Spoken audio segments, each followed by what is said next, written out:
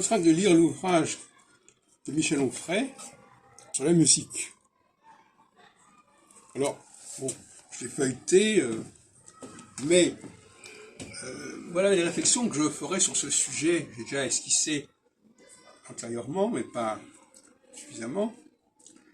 Donc c'est un dialogue entre Michel Onfray et Jean-Yves Clément, entretien sur la musique, la raison des sortilèges. Et moi-même, je suis compositeur, enfin, je prétends l'être en tout cas, même si certains ont des doutes à ce sujet. Et comme l'a été Nietzsche, comme l'a été Adorno, etc. Et je dirais que pour moi, le compositeur, il est d'abord dans l'improvisation. C'est-à-dire que, alors je ne sais pas comment, il faudrait faire une enquête à ce sujet, mais au départ, c'est le corps qui parle. Le corps qui parle, je pense notamment au niveau du piano.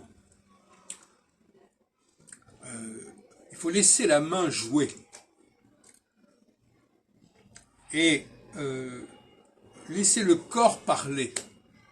Laisser le corps parler, c'est arriver à une forme d'authenticité. Il faut dire les choses comme elles sont.